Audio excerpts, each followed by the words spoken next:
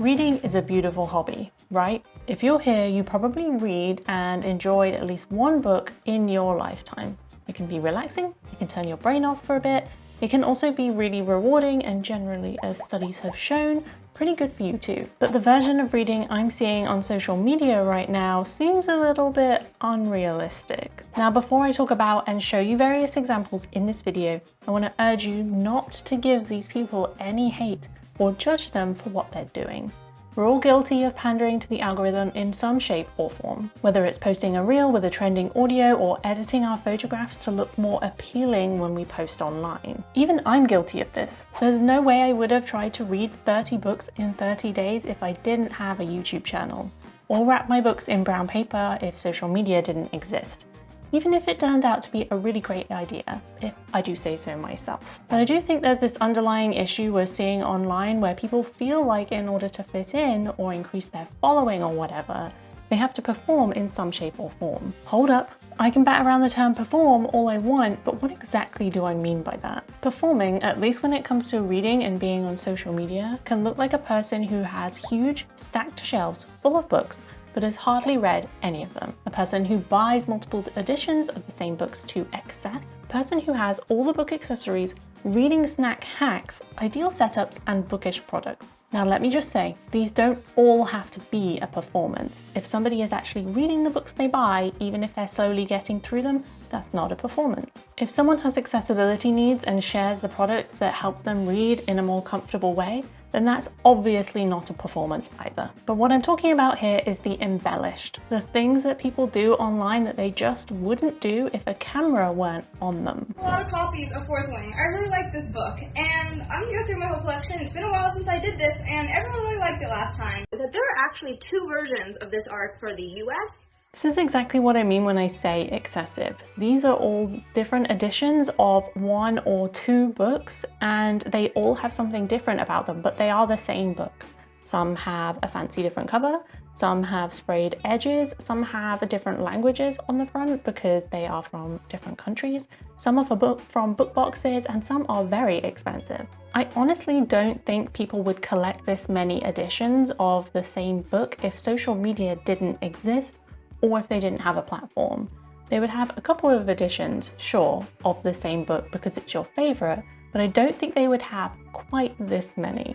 Girl, that's like $5 grand of Fourth Wing over consumption. Even looking at her shelves in the background of this video, you just know that there's more to come from her collection. And although the shelves are beautiful, there are a lot of books there. Before anybody says anything to me about how many books are on my TBR, and this is just a fraction, this could all be drugs. But let's just pause on this video at the part where you see the majority of her special editions. Listen, I know she probably gets sent most of the special editions or the books in general that are on her shelves, maybe, maybe not, but she said it herself. This is just a fraction of them. Special editions are a separate conversation all on their own because while yes, they're obviously beautiful and it's very hard to resist, there are so many of them and it has gotten a little out of hand. Let's say you have a favorite book, like the Fourth Wing person earlier. So you buy special editions of that book. Heck, even I have special edition of my favorite book, Gideon the Ninth. I have the floppy paperback version, I have the hardback version, and then I have a special edition version which has sprayed edges. But what happens when the book that you just so happen to love has the popularity level of something like Fourth Wing? You get the normal release version, a special edition box store version, a indie bookstore version, a Waterstones version, one for every book subscription box you can think of, and then when you think you're done, there are different covers in different countries, so you've got to have those too.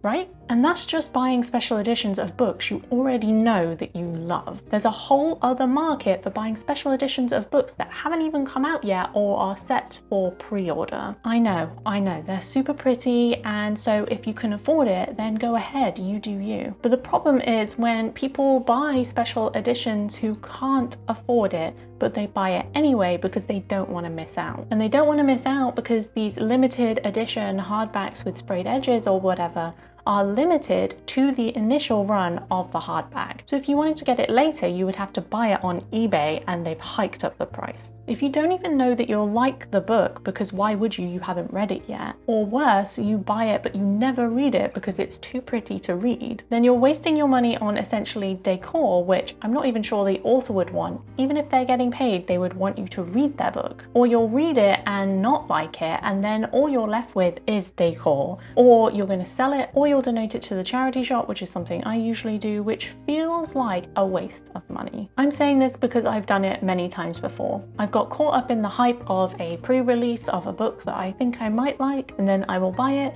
not enjoy it, and then I'll donate it afterwards. And I'm in a privileged position because I could afford to do so, but if you're not, and really you should be saving your money, resisting the hype that comes with social media and pre-releases is actually really difficult, which is a huge part of reading being a performance, because if influencers and bookish creators online are sharing the fact that they have multiple editions of their favorite book, then it makes you feel like you should be doing that too. That if you have a favorite book and you have one copy at home, then you should really have multiple editions of that book because you love it. You love that book, don't you? I also don't think people would be perfecting their reading setup with products and hacks without social media existing. Because why would you? You would just read your books in the same way that you always have.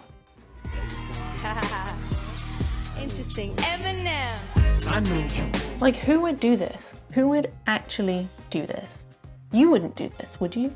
This person has clearly set up this kind of scenario just for social media alone. They probably don't do this on a regular basis at all. And in the comments, people are asking how it's done, and she has not shared how it's done. So it's probably just a PNG image that she flicks over on a slideshow or something.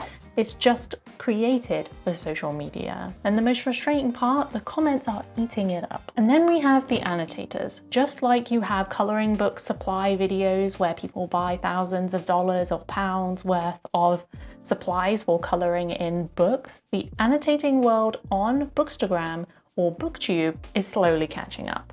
I could be wrong, but I don't see this person getting through that many tabs in her entire lifetime. The thing that annoys me the most about these annotating book haul videos though is the majority of people buy their annotating supplies from Shein. I get that by buying your annotating supplies from Shein, you save quite a lot of money, but it also means that you are supporting poor worker conditions, bad environmental practices, and stolen product designs from actual indie stores, to put it mildly. Guys, we even have restocking videos for our book snacks and putting them on a reading cart.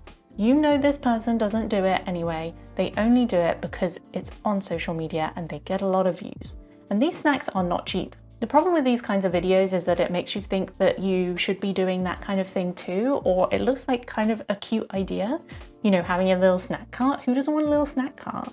But actually all it's doing is forcing you to think that you need to go shopping for the world's most expensive snacks and then putting them on a book cart, which you also need to buy, all to have a more optimized, better reading experience instead of just reading your bloody book. Then we have the worst offenders when it comes to bookish products. Link in my bio, Amazon influencers. The sole purpose of this video is to get you to buy an Amazon product through the link in her bio. You don't even have to buy those specific products. If you click on Amazon and then buy something, she will get a commission. Within this video, the only products she talks about are Amazon products. Even if they're kind of crappy looking, I mean, come on. It doesn't matter because she's making money off of it. You can kind of tell when creators make this kind of content for the sole reason of making money for themselves, because the kind of products that are must-haves in these videos you never see again on their profile or in their videos at all. I honestly wouldn't have a problem with these kinds of videos if they added in products that weren't just on Amazon, or they talked about products that they actually used and loved regularly, that you would see them in their other content too. But when they're just trying to sell you some bookish crap on Amazon, I don't like it. But wait, what about the part of the online book world that's the most outlandish, the most outrageous? That's right, book hauls. Hello. Let's do a book haul. I honestly don't know where to start with some of these book haul videos. I checked the comments and she said she spent a little less than $500 on all of these books. These hauls are interesting to watch. Obviously, they have a lot of views. The appeal is you get to see these people unbox a huge number of books and you're curious because you want to see what they got and how much they spent and what's inside. But when you watch something like this, you can't help but get that itch to go and buy a bunch of books yourself. That's where it gets dangerous. My husband gave me $500 to go book shopping today, so let's go on a book shopping spree. I don't know what it is about this $500 budget. Where are these people getting this money from? The worst part about this one in particular is that everybody in the comments is asking her how she could possibly afford to buy so many books, and honestly, they're right to, because all the rest of her content is more hauls, unboxings, looking at recommendations of her videos, and looking at her very pretty shelves, which are stacked with books. It's pretty much the same problem that's happening across social media everywhere. You get unboxing and haul videos of everything from makeup to restocking your fridge or your shelves or your pantry, or literally anything you could possibly think of. They're excessive, expensive, and unrealistic for the majority of people, but they make you want to shop. You know they do. The only reason I think the book world gets away with it a little bit more is because people see reading and books in general as a good thing to have. They're intellectual, they're good for your brain and mental well-being, and they help you grow as a person. So it makes it very hard to be annoyed at videos like this because you can't tell if the person is buying all these books and then actually reading them, or if they're just buying them and stuffing their shelves full of books that they will literally never read. But honestly, when it comes to TikTok especially, the creators that are doing this are in their like 20s or even younger. I'm sorry, but at that age, where are you getting your money? I could never afford that many books as a young person, even from a privileged background. My only explanation for what is happening here, and I'm grasping at straws because a lot of these people don't actually answer questions in the comments when it comes to money, is that they're getting sent books by publishers as advanced readers copies or just books to read and review, or they're getting sent ones from bookstores, which is probably likely the case, or they're getting enough money from TikTok from creating these videos that they pump it right back into buying more books, or someone is bankrolling them. Honestly, it's probably a combination, but honestly, all of this combined is not good for young people, and honestly not good for any kind of age of person watching these videos, because it makes you feel like you should be doing it too. It makes it very appealing to buy a bunch of books in different boxes, in different orders, stack them all together and wait to open them all at once. It makes that sound and look really appealing. Because again, if you can't afford to do that, which come on, most people can't in this economy right now, then you're probably buying too many books that you can't afford and landing yourself in some trouble. All because consumerism, even in the book world, is glamorized by influencers. It's content like this that makes me so frustrated with social media. It creates this pressure to keep up, to spend as much money as possible to fit in or stand out online. And for a young person in particular, that appeal is very strong. I want people to be buying and reading books. Don't get me wrong, but I hate the fact that consumerism has penetrated the online book world as much as it has. And the thing is, it's not gonna stop. When you have a video of somebody piling up a huge number of books to open, you can't help but watch it. You wanna see how much they spent, you wanna know what they got, you wanna live through them, because there's no way in hell you can actually afford to do the same. Which means these videos get a lot of likes, comments, and shares. They're the type of content that reaches more people. These videos are the ones that help people grow. The same goes for anything seen as extreme or unusual. Read 31 books in a month? Well, that's a bloody lot, isn't it? Bought 1 million editions of Fourth Wing? Well, that's a tad unusual. Somehow bought a stack of books that's taller than you are? Well, that girl is rich. Guys, I feel like this whole video was me getting a whole lot of things off my chest. I want the book world to thrive and continue to grow, of course I do, but I worry about the standards we're putting in place for future readers, because it's not really about the stories inside the books anymore. It's just about how pretty they look on your shelves and how many of them you have. And if I had that kind of pressure growing up, I'm not sure what that would have done to young and impressionable Gina. Anyway, I'd love to know your thoughts in the comments, so leave them all there. Thank you so much for watching, and I'll see you next time for another video.